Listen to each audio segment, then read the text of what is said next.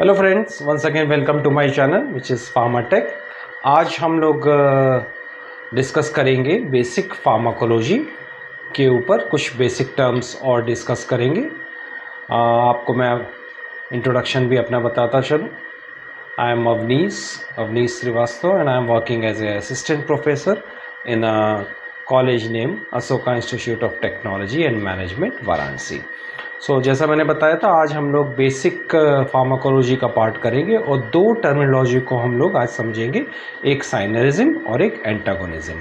साइनरिज्म complete इस video में करेंगे, एंटागोनिज्म का भी ऑलमोस्ट एक पार्ट को छोड़ के बाकी हम करेंगे, अदरवाइज ये वीडियो काफ़ी लंबा हो जाएगा।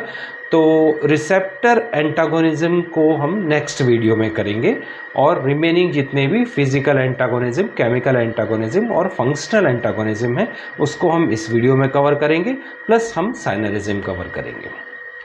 तो चलिए स्टार्ट करते हैं और don't forget to like subscribe my channel. अगर आपको वीडियोस अच्छे लग रहे हैं तो डू गिव कमेंट, इसको सब्सक्राइब कीजिए, शेयर कीजिए अपने फ्रेंड्स में। तो चलिए स्टार्ट करते हैं।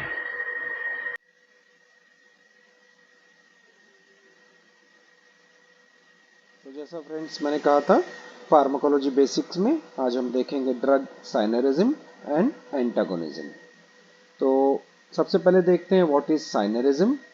When the action of one drug is facilitated और इंक्रीज बाय अदर ड्रग। इसका मतलब कि एक ड्रग जब दूसरे ड्रग के साथ कंबाइन होता है तो वो ड्रग दूसरे ड्रग का एक्शन को या तो इंक्रीज कर देता है या उसको फैसिलिटेट करता है या उसके एक्शन को अच्छे तरीके से उसको एक्शन को करने देता है। तो इसमें खास बात यह भी ध्यान देने वाली है कि both the drugs have action on same direction. मतलब दोनों ही ड्रग का जो एक्शन होता है वो एक ही डायरेक्शन में होना चाहिए। ऐसा नहीं होना चाहिए कि दो ड्रग अपोजिट काम कर रहे हैं, दो अलग अलग तरीके से काम कर रहे हैं, या फिर एक का एक्शन दूसरे के अपोजिट में है। तरीका दोनों ड्रग का अलग हो सकता है, लेकिन ये जरूरी है कि दोनों का डायरेक्शन एक ही साइड हो। नाउ ऐसा भी होता है साइनरिज्म में कि एक ड्रग इनएक्टिव हो सकता है, जो उसका खुद का कोई फार्माकोलॉजिकल एक्शन नहीं हो सकता है, लेकिन it can increase the action of other drug. मतलब दूसरे ड्रग के एक्शन को बढ़ा सकता है, लेकिन कई बार उसका अपना खुद का फार्माकोलॉजिकल एक्शन नहीं होता है। दो तरह के साइनरिज्म हैं, एक को हम लोग कहते हैं एडिटिव साइनरिज्म और एक को कहते हैं सुप्रा एडिटिव। आइए देखते हैं ये क्या होता है। पहले देखते हैं हम एडिटिव साइनरिज्म क्या होता है। The effect of two drug is in the same direction and is add up. मतलब दोनों ड्रग का जो इफेक्ट होता है वो एक ही डायरेक्शन में होता है और ये एडअप हो जाता है। 1 + 1 = 2। इसको अगर हम देखें तो ये इस तरह से हम कह सकते हैं कि the effect of A drug plus effect of B drug is equal to effect of A drug plus effect of B drug. मतलब ए ड्रग और बी ड्रग के कंबाइन होने से दोनों का इफेक्ट कंबाइन हो गया, एक्शन दोनों का ही बराबर एक्शन ऐड हो गया। तो इसको हम लोग एडिटिव बोलते हैं। अब इसमें खास बात यह भी होती है कि जो साइड इफेक्ट्स होते हैं वो है, ऐसा नहीं होता है कि ड्रग ए का और बी का दोनों का साइड इफेक्ट ऐड हो जाए।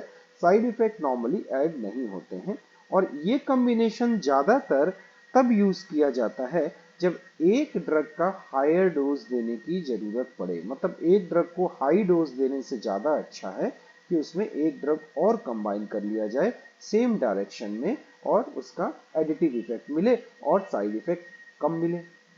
अदरवाइज एक ड्रग को अगर हाई डोज में हम देंगे तो उसका साइड इफेक्ट मिलने लगता है। So combination is better tolerated than higher dose of one drug.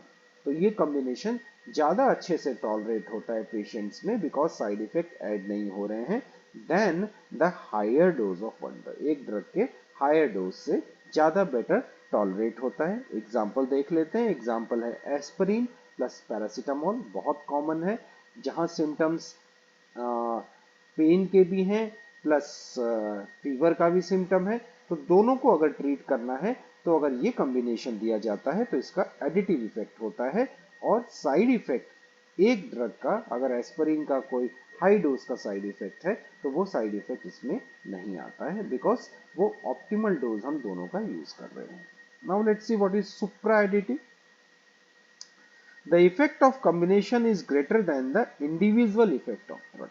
मतलब कॉम्बिनेशन का जो इफेक्ट है वो ज्यादा होगा दोनों ड्रग को कंबाइन करने से। मतलब अगर ड्रग ए और बी को हम अगर कंबाइन करेंगे तो उसके इफेक्ट ज्यादा होंगे दोनों के कॉम्बिनेशन से। ऐसा भी कई बार इस तरह के सुपर एडिटिव में होता है कि एक ड्रग जो इनएक्टिव होता है दूसरे ड्रग के एक्शन को वो इंक्रीज कर देता है।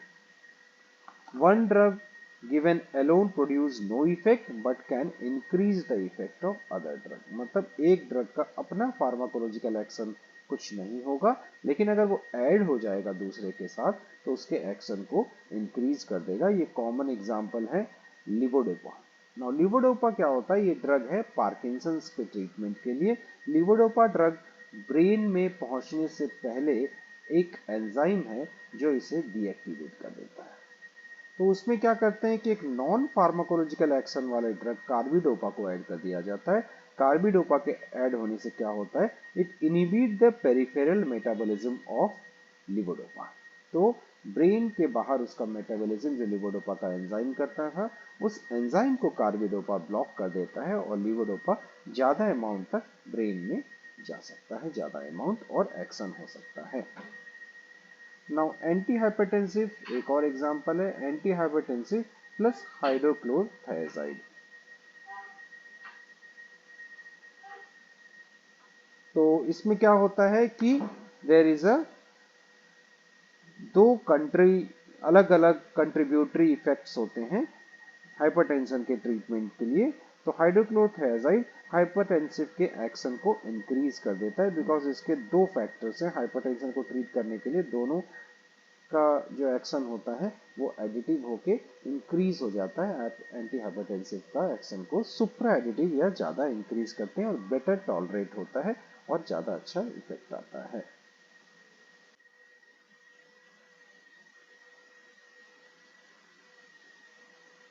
ओके, अब हम आगे देखते हैं विच इज एंटागोनिज्म। एंटागोनिज्म का कॉन्सेप्ट क्या होता है इसको हम देखते हैं। When one drug decrease or nullify the action of other drug, then it is called antagonistic effect।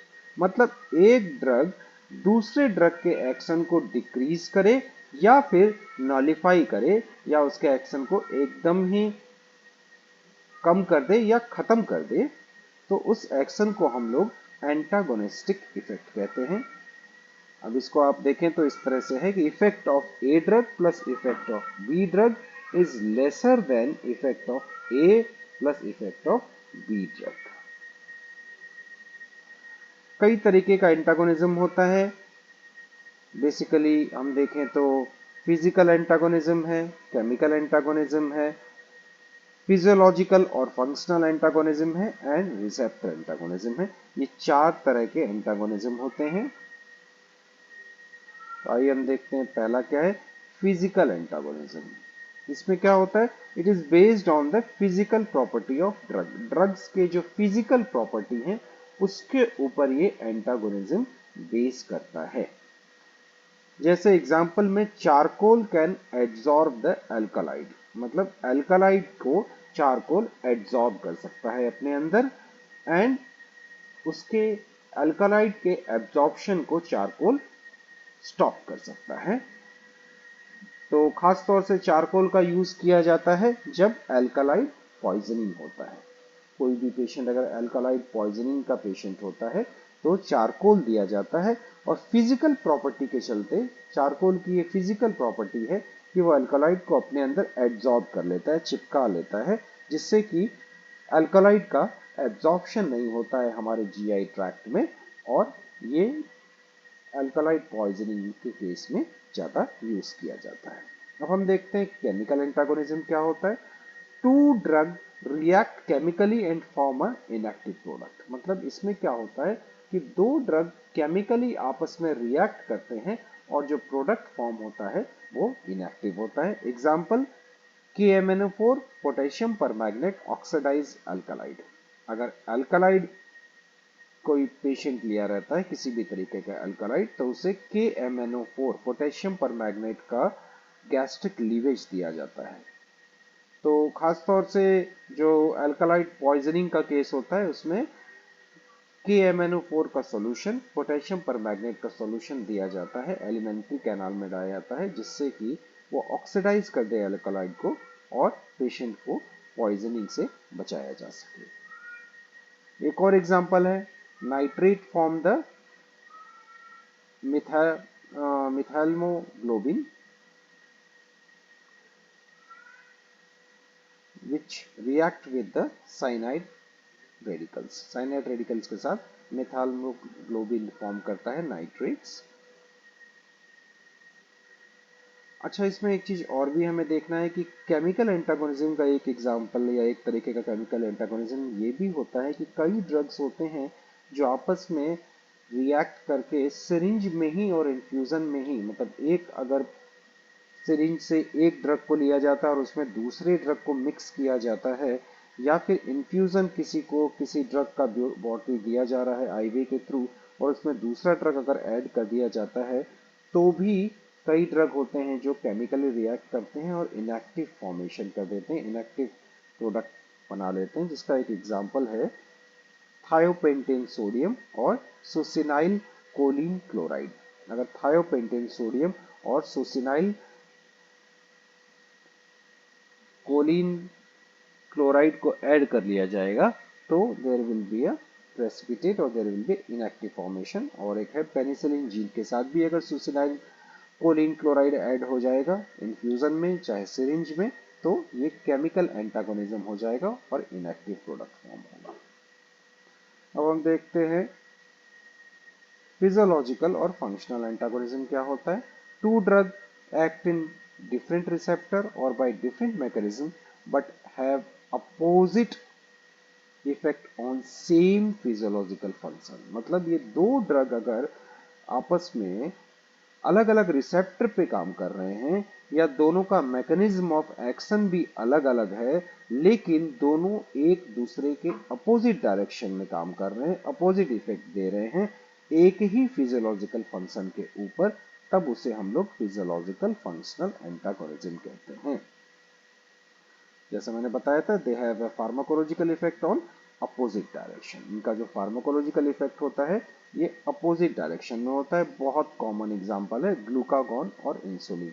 एक ब्लड ग्लूकोज के लेवल पे इंसुलिन एक लेवल को, ग्लूकोज का लेवल जब बढ़ जाता है तो इंसुलिन उसको डिक्रीज करता है ग्लाइकोजन में कन्वर्ट करके, और वही सेम ग्लूकोज लेवल पे ग्लूकागॉन अपोजिट में काम करता है, ग्लाइकोजन को कन्वर्ट करता है ये ग्लूकोज में। एक और एग्जांपल है हिस्टामिन और adrenaline on bronchial muscle and blood pressure. Bronchial muscle पे एक ड्रग कॉन्स्ट्रिक्ट करता है और एक ड्रग रिलैक्स करता है। उसी तरह से ब्लड प्रेशर को हिस्टामिन एक ड्रग, एड्रेनलिन इंक्रीज करता है तो हिस्टामिन डिक्रीज करता है। तो एक ड्रग दूसरे ड्रग का अपोजिट अगर एक्शन करते हैं तो उससे हम लोग साइकोलॉजिकल फंक्शन या फंक्शनल एंटागोनिज्म कहते हैं।